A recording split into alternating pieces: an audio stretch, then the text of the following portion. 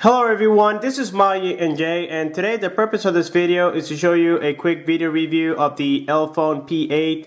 This device all the way around, it is great. I have tested it now for a few days and it is quite amazing. So just to start with and going through the physical aspects, here on the side we have the volume rockers up and down. At the very bottom we have the charging port together with the microphone.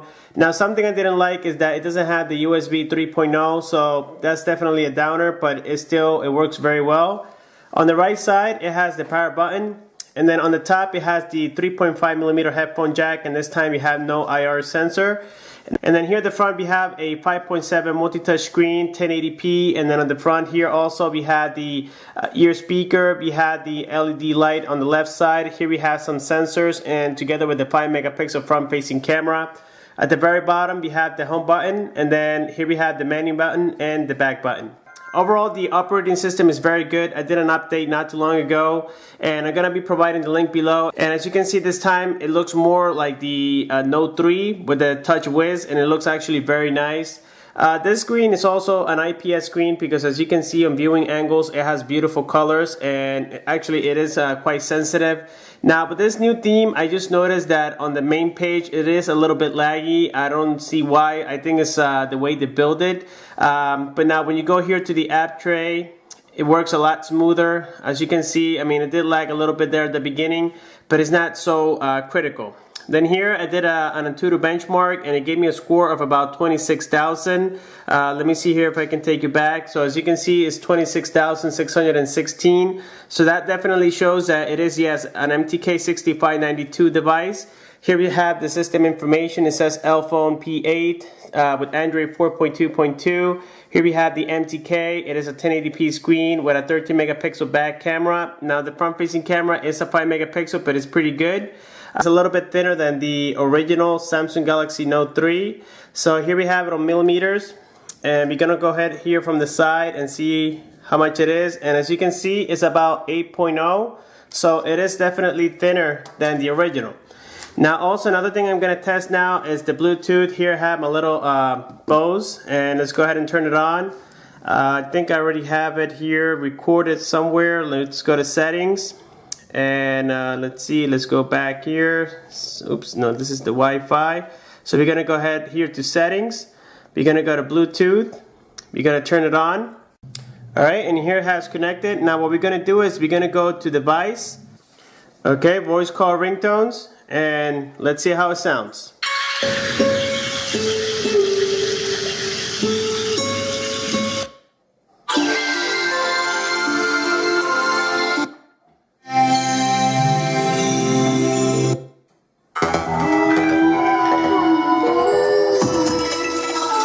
Okay, and also the back speaker is also very loud. Let me go ahead and increase the volume here.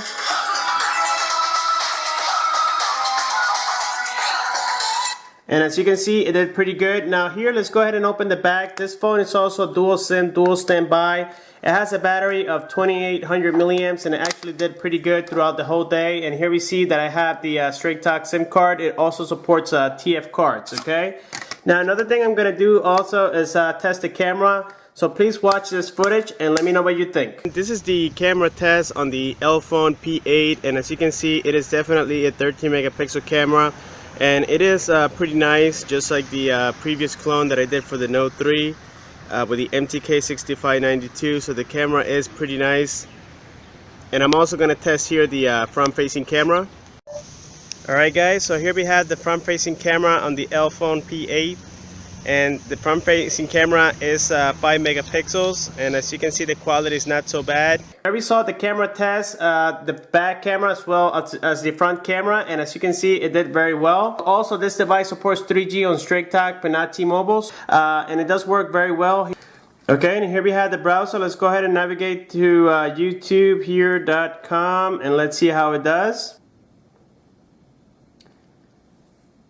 And as you can see, it did pretty good. Now, something I noticed that this software, I don't know if it has a lot of bloatware or what it is.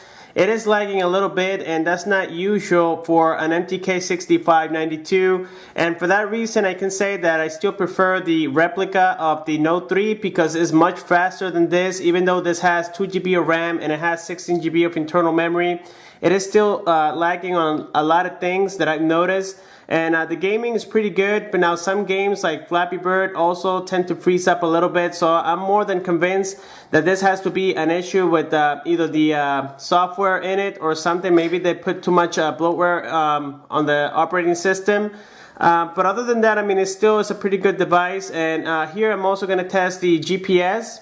Okay, so here we have the GPS test on the Elephone P8, and as you guys can see, it is working very well. Here on the top left, it has locked the signal already. I did need a GPS status in order for it to lock a signal a little bit faster, but other than that, it is working perfectly well. And as you saw, the GPS also works pretty well. I did have to use GPS status in order for it to lock a signal a little bit faster, but other than that, it did pretty well and no other modification was needed. I'm also having some issues with the root of this device. VRoot is no longer working, so I gotta find another method. But once I do, I will keep you guys informed. And again, I'm gonna provide the update link on the bottom so that you can update your operating system, as well as a video I made on how to do that, so that you can follow that as a guide. Another thing I'm gonna do is I'm gonna weight the device so that you see how it compares to the Note 3. So let's go ahead and turn it on. I believe I do have it in grams right now. So let's wait until this boots up and let's see how much it is. And it's about 169 grams, so it's not very, it's not the heaviest, it's not the lightest either, but I do say that it is a little bit thinner, and that makes it look very nice. And also another thing I like is when the display is off, everything looks like one piece all together, as you can see here, and I do like that a lot. Especially even with the original Note 3, it doesn't have that. The original Note 3, the screen looks kind of like greenish, I would say. And on the clone, it looks a little bit too white, so it makes a difference with the remaining of the bezel. But this one is a little bit different on that side.